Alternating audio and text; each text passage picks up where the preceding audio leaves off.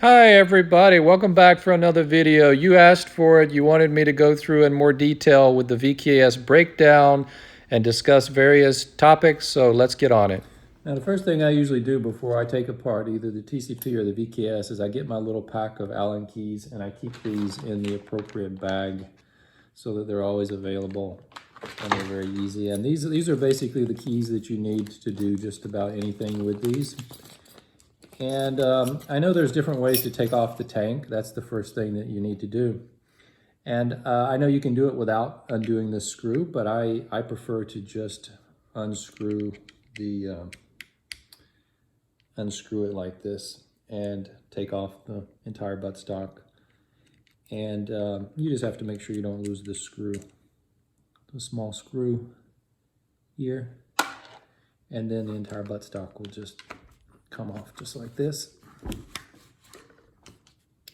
And then you just keep the guide rod that sits in those grooves. You just keep that separate. And then now you've just got your tank on there. And then for that, it's just a matter of unscrewing it counterclockwise until you hear it make a sound. And then just pull it out. And you have to do that. I do this very carefully, especially putting it in, less so when you take it out. But that O-ring is a nice polyurethane O-ring that's essential for this tank not to leak. And I've only damaged this one time when I put it in with one hand quickly without paying attention, and I scratched it, and then I developed a leak. But this is not hard to change, but you should inspect that. That's the first thing you should do every time you start to take apart your VKS. So the next part of disassembly is very easy. It's taking out the barrel. You just, with the Pepperball barrels, it's so easy. You just unscrew them and slide it directly out because it has the nice groove which locks it in place. And so the barrel's out, and then you want to remove the spring and it'll just come right out. So that's the VKS spring. Pins, and there's one comes out here, and the other pop up here.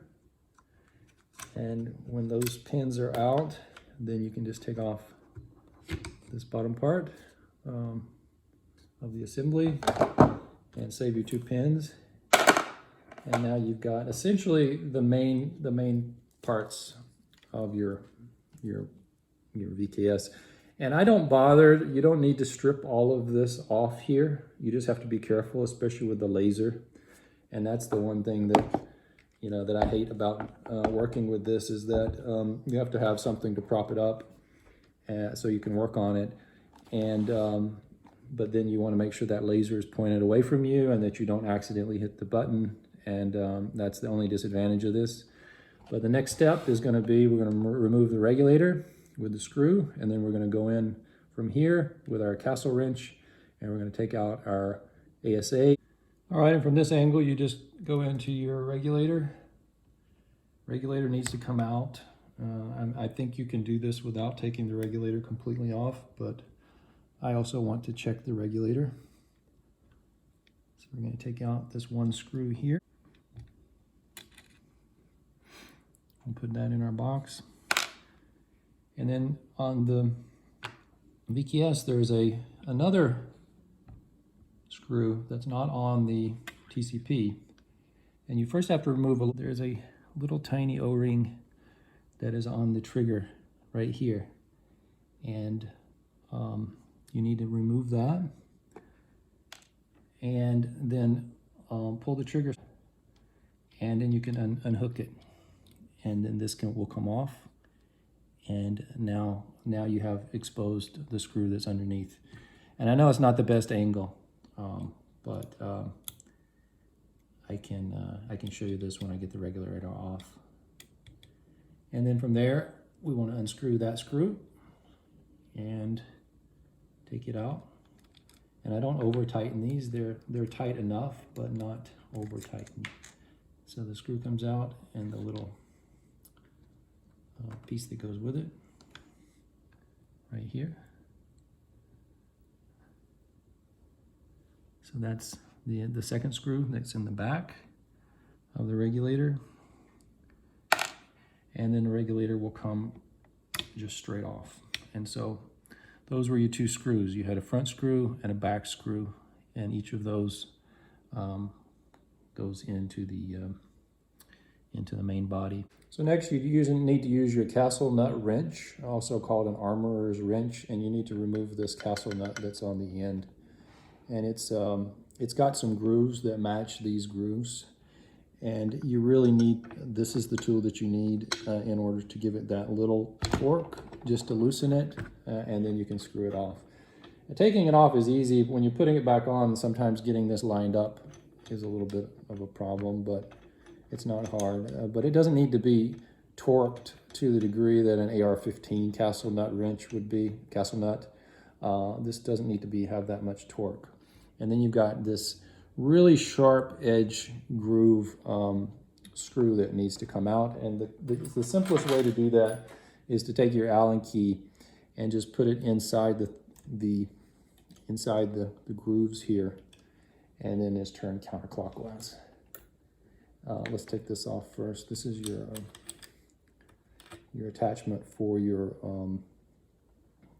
HPA tank buttstock. So that comes off as well. And then we just unscrew. And this is the ASA. And we just want to unscrew it several times. And let's turn it up over like this. So that the on-off switch does not fall.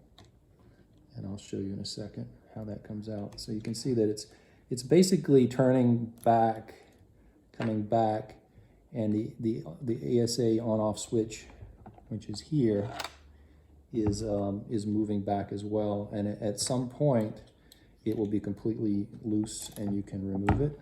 And you'll see here in a second. More turns, and then it will completely slide out. So that's down in here. And if this comes out, once this comes out enough, this will just slide out from that groove. And then when you're reinstalling it, it goes back in just like this into the groove, and then you screw this back in. So, but now we're taking it out, so it kind of just slides right out. And so at this point, you just remove the ASA, and at this point, when it's easy to turn, it's not too bad for your fingers, and then it'll just come right out. And so that's your ASA unit, and it's got its own O-rings. And then to get to the inside part for the air chamber and your firing bolt, you need a tool to push from the air chambers right here. You need to be able to push that out from the other side. And I use 2 sticks like this. And you want something that's blunt and not going to scratch anything, and it's plastic. And so I use this end to push. But then it's not quite long enough, so I have a second one that I use. And I could get one that's longer, but this works just fine. So I'll put that in, and then I take the second one and I give it a push. Okay, there it is. Came out, and then you just gently pull it straight out, and there's the air chamber and the firing bolt. And we'll be taking a closer look at that in a second. And so at this point, the main body can be set aside, and I usually just leave it sitting on this and move it over out of the way. So now we've got the air chamber and the firing bolt, and immediately you can see that there is some black gunk here that needs to be cleaned. And my impression of what this means is that there is some rubbing of metal on metal, and there are little pieces of metal that are now getting into the oil, and it's becoming a grimy substance, and that's what it looks like. I mean, it's a black smeary substance that we wipe off.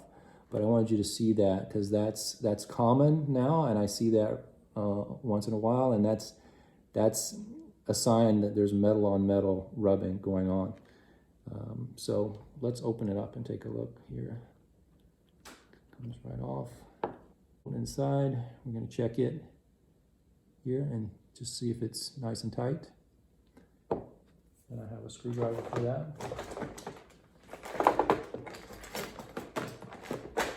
And this is probably the most important thing to check when you do your service, in addition to checking your O-rings.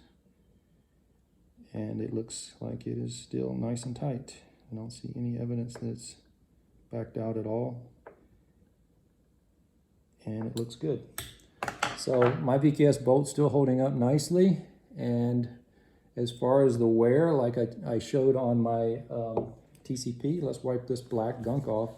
Other than the black gunk, there's not the same wear that you see on this bolt. And the reason why, I believe, is because this is a Pepperball barrel, and its bore is slightly wider than the Grimburg barrel that I use on the TCP. So you're not getting that wearing in that couple millimeters of wearing here, and the bolt is looking really good. That is a concern, and I'm still using the Grimburg barrel on the TCP, but I do have a concern about putting a Grimburg barrel on here, where every shot is 40 to 50 joules and it's high power. An 8-inch Grimburg barrel on one of these may or may not cause problems with your bolt at a higher frequency than what we have with the Pepperball. That remains to be seen, but at this point I feel much more safe using the stock barrel. Now the regulator, I want to do the same thing that I did on the TCP regulator. This is screwed in at a velocity setting of about 40 joules, and it's been very consistent at that level. And I always get the question, and we just did this on the TCP, which was shooting at 36 joules with the 5-inch Grimburg barrel. This is shooting at 40 joules with the stock Pepperball barrel. And let's see how many turns it takes in order to achieve that velocity with the VKS. So let's unscrew it and see how many turns it takes to get back to flush. Starting from here, let's go. 1, 2, 3, 4, 5, 6, 7, 8, I'm going to say 9. So that is flush. Now, if you recall from the TCP video, it was 10 turns, was 36 joules first shot. This is 9 turns, gives me 40 joules on the VKS. There's so many differences: CO2, HPA, barrel length's difference, everything, air chambers are different. But I'm just showing you, this was 9 turns for flush on the VKS, so you know if you go 9 turns in, you should be in that 40-ish joule range. So just like we did on the TCP, we'll take this all the way out. So we'll turn it the rest of the way. And then it's going to fall out. And then I've got my 2 shims, just like in the TCP. I always have these 2 shims for the reasons which I outlined in that video. And if you haven't seen that video, follow the link above and go to that video. So then we take our spring out, and the spring usually comes out pretty easily. But for those of you that don't have a VKS, getting this spring pad out can be a challenge because it's solid. And so that's where the rubber tip forceps really come in handy on the VKS, because there you can just go down in, can grab it, pull it right out, no problems. You don't have to fiddle with it forever. You don't have to come in from the other side and push it. And so because here you've got essentially a plugged spring pad. I mean, it is not just plugged, it is just dead solid brass. And that's part of the reason why the PRV is deleted and this thing has good power. But otherwise, it's identical to what you get with your TCP or your FSC. It's just solid. But the O-ring and the size and the shape of this is pretty much the same. You want to treat it the same way as I did in the prior video, and then you want to put it back together. the same way as in the other video, so there's no need for me to go through that again. You want to put a drop of oil in the other end. You want to oil and lube this good with your FS laceration ointment, and get that really lubed well. So that's the key to keeping your regulator happy and healthy, and essentially having your velocity adjustment be stable so that pressure on that valve system is constant and it's not fluctuating, and you're getting a nice, smooth, consistent FPS from your shots. And I think that's really the important point here. And if you don't use these are always a good idea. The gun tips, these things are great. They're reusable. You can wash them and use them over and over. And this is a brand new one, but I've got older ones here that I've washed, and they last for a long time. And these are really good for just going in and really, if you're not taking this thing completely apart, but you can really just oil this thing up and get in here and just try to get out any little pieces of metal or grit that you can find. And these are not going to leave any residue behind, or there's going to be no cloth or anything like that. As well, everything you do, use microfiber cloth so that you don't have any residue or anything left behind that could block movement of these moving parts, because this is really the key. These moving parts need to move smoothly. I do not believe that you have to open this up, unscrew, take off the top, and take these out, but you can meticulously clean these. And I recommend that if you start to have any issues, that is the first thing you should do. But as long as it's running well, and in my case I feel it's in great shape, I'm not doing that every time. So in addition to using the First Strike laceration ointment on your regulator, the other place that I think is also really important is on your ASA, because that is basically also a key regulator part.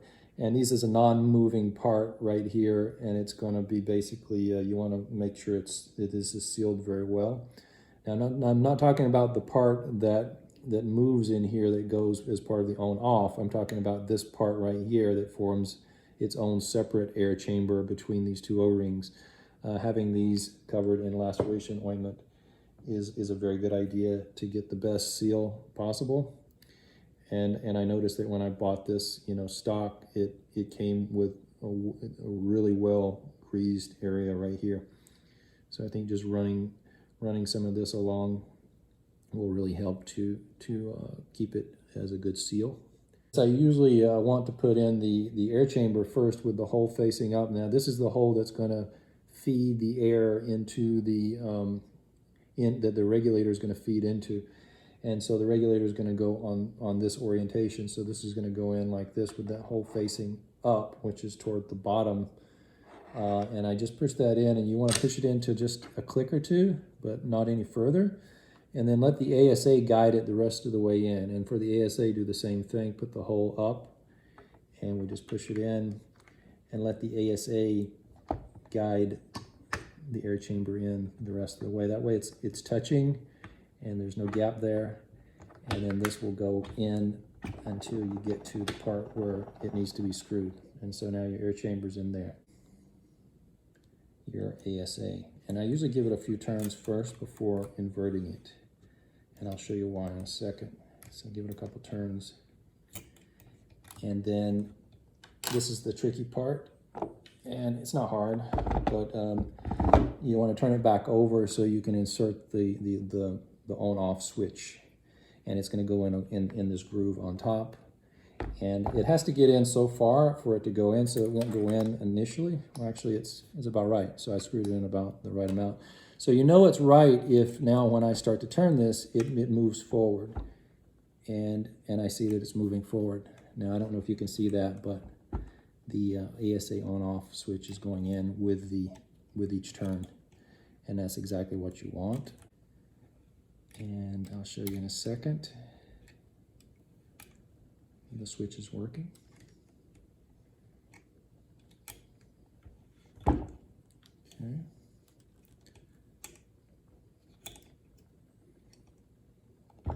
And that's in. I feel it's as tight as it'll go. And then this is your on-off. So it's in, out, in, out, in, out. And I still haven't done any upgrade to my ASA. I'm finding that it's getting better and better the more maintenance I do. If you do regular maintenance on it, it doesn't really become an issue. But there are things that you can do that I talked about in my prior VKS maintenance video. So once that's screwed all the way in, then you just basically put your ring back on there, and then the castle nut, and then you screw the castle nut back on with the castle nut wrench, and you'll want that to go on such that this thing is lined up properly, and it fits with this end facing down, because this is where you're going to screw in your buttstock. And you just want to give it a nice tighten with your castle nut wrench, and then once that's screwed in perfectly, you're good to go. So once you've got that on there and nice and tight, and then now is when you flip it back over to the other side, and you want to pull your bolt forward. And everyone pretty much with these First Strike Tiberius Pepperball launchers knows about this, but you just take an Allen key, reach in, pull the bolt forward, and that's essential because when the regulator goes on, it needs to have the bolt forward. Off. It's going to go right down just like this, and so the rear bolt goes in, and that's the smaller one. Retighten.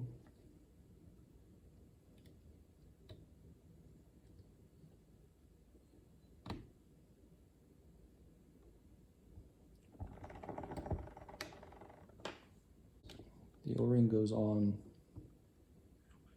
first. So you come here, you put the lever arm back onto the trigger, and then you put the little O-ring on, and the O-ring just secures that and keeps it from coming loose. And then the other screw goes in the front. That's the longer screw. Use the same Allen key to screw that down as well. And these don't have to be incredibly tight. I think you have to be pretty careful with screws on your regulator. You don't want to over tighten these and strip any of them. You just want to get them just tight enough. The last thing you want to do is ruin your regulator. And then I also checked these little fork screws just to make sure they're holding. They look like they were Loctited perfectly on the VKS. These little fork screws here and here, on my TCP, they were not Loctited, and they backed out with high power shooting, so I had to Loctite them. But these have been good. My bolt has been good.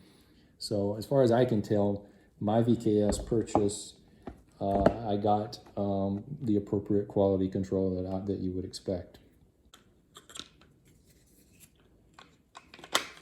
This is going to go back on here.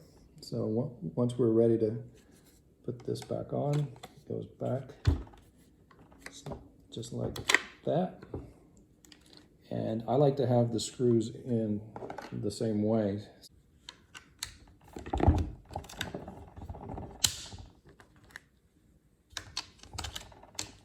Okay, that's all back together like this. So let's put the tank back in. And the way I do this, I take the tank and I just start screwing very slowly and carefully until I catch the groove. You definitely don't want to cross thread it. Make sure it's turning very easily, both directions. And then you go in, and then you're going to reach a point where it's going to stop.